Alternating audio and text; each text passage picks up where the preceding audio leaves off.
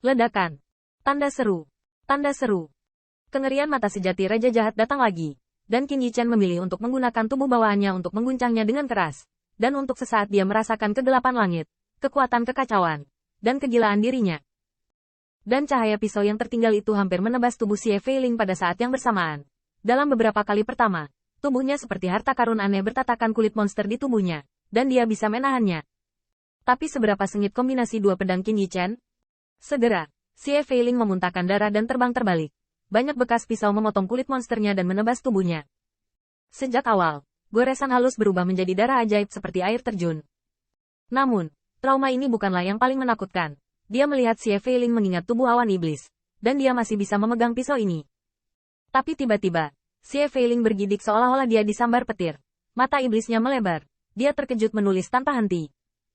Tidak hanya itu, ini adalah pertama kalinya kekuatan iblis agung di tubuh Xie Feiling tampak tidak teratur. Kekuatan jahat dan menakutkan yang tak terhitung jumlahnya tampaknya runtuh, membuatnya membengkak dari luar, dan kekuatan-kekuatan terus membengkak kembali. Tanda seru. Ini, Dao Xinku, Dao Xinku. Tanda seru. Tanda seru. Bukan karena Xie Feiling belum pernah mendengar tentang pedang Feng Tianxing, tetapi dia menepisnya, dan percaya bahwa dia tidak dapat melukai dirinya sendiri sama sekali.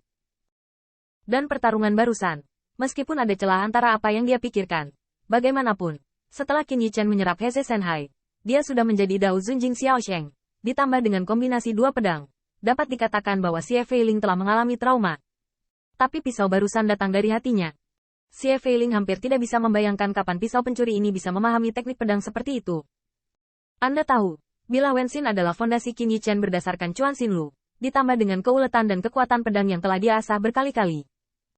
Xie Feiling, sebagai arogan surgawi dari klan Xie Guang, secara alami tidak kehilangan banyak metode mental yang dia kembangkan. Tetapi jangan lupa bahwa Chuan Xinlu dianggap sebagai metode mental nomor satu oleh hampir semua ras. Dengan potongan ini, trauma pada Xie Feiling bisa dibayangkan. Dan yang terpenting adalah Xie Feiling benar-benar merasakan bahwa Dao Xin-nya sedang runtuh. Dao Xin mengandung keyakinan bahwa ia telah melangkah ke dalam latihan, yang dapat dikatakan menentukan pencapaiannya hingga saat ini. Dan Xie Feiling memasuki Tao dengan kejahatan. Ini terjadi pada klan cahaya jahatnya, terutama dia. Untuk menjadi mata sejati Raja Jahat, dia telah meninggalkan kekuatan biasa.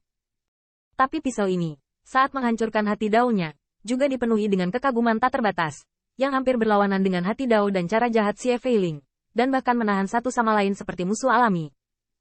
Cara jahatnya dipengaruhi oleh luasnya ini, dan yang membuat Xie Feiling gila adalah bahwa dengan pisau ini, dia dibuat untuk mengaku dan tidak boleh menindas klan Heze, dan bahkan pikiran yang tidak dapat diprediksi seperti cinta dan keadilan yang membuatnya jijik. Dia pingsan. Sakit kepala Xie Feiling memecah, dan bahkan mata asli dari Raja Jahat yang terlalu dekat di masa depan, semua menunjukkan ekspresi rasa sakit yang tak tertandingi. Darah iblis di matanya menimbulkan kerusuhan, membentuk bloodshots, dan membencinya. Tetapi Dao Xin ditelan oleh luasnya ini, membuat kekuatan Dao Jahat Xie Feiling sulit dikendalikan, dan melonjak di dalam tubuhnya. Dapat dikatakan bahwa pada saat ini, dia dan Qin Yichen, yang dihancurkan oleh cara jahat dari mata sejati Raja Jahat, semuanya mencicipi.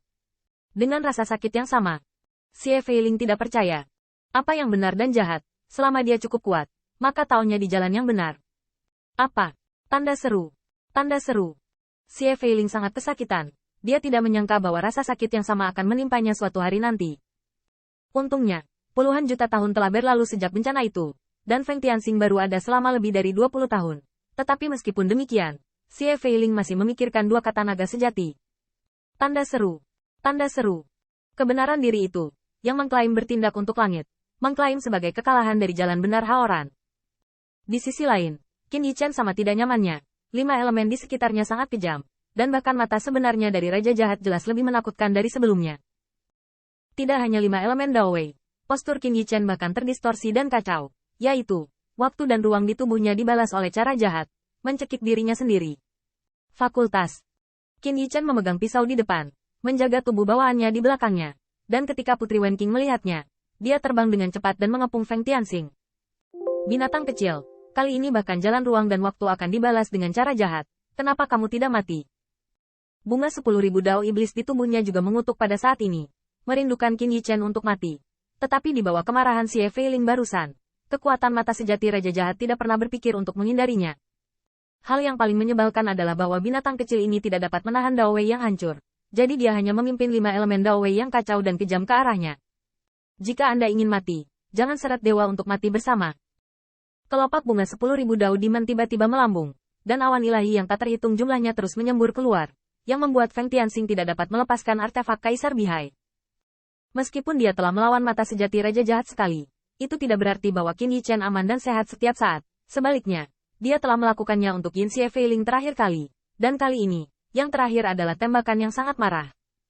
Dapat dikatakan bahwa setiap kali saya menghadapi mata asli Raja Jahat, saya berada di ujung pisau, tidak. Ini adalah untuk mencari vitalitas di antara Dao Wei yang bergelombang dan jahat. Jika Anda dapat menolaknya, Anda dapat hidup, dan jika Anda tidak dapat menahannya, Anda akan mati. Di sisi lain, banyak anggota kuat klan Xiawang sama-sama terkejut. Yang mulia, Tuan Feiling. Pusat kekuatan klan Xiawang tahu bahwa menghadapi mata sejati Xie Feiling dari Raja Jahat, pisau pencuri ini pasti sangat menyakitkan dan bisa mati kapan saja. Tetapi mereka tidak menyangka bahwa pisau Feng Tianxing dapat melukai Xie Feiling. Sekelompok klan Xiawang yang kuat juga mengepung si Feiling untuk perlindungan. Beberapa orang kuat dari klan yang sama ingin melindungi hukum, tetapi mendengar si Feiling dengan marah berteriak, "Jangan pindahkan aku." Xie Feiling bergerak-gerak, dia bisa dikatakan lebih sengsara daripada Qin Yichen saat ini. Karena Qin Yichen memiliki sekelompok teman untuk melindungi hukum, terutama Evil Rin dari mata sejati Raja Jahat, dan 10.000 Dao Demon Flower harus membantu. Namun, pedang yang mempertanyakan hati ini terpotong di Dao Heart-nya, dan Dao Heart-nya yang hancur. Trauma semacam ini hanya bisa ditanggung olehnya. Tentu saja, jika klan Xiawang hadir, bukannya tidak bisa membantu, tapi jangan lupa, pedang yang menyayat hati ini dipotong berdasarkan Chuan Xinlu. Dao Heart milik Xie Feiling sendiri tak tertahankan, apalagi dia. Klannya tidak sebaik dia dan ingin melindungi hukum. Untuk menekannya adalah kekacauan murni.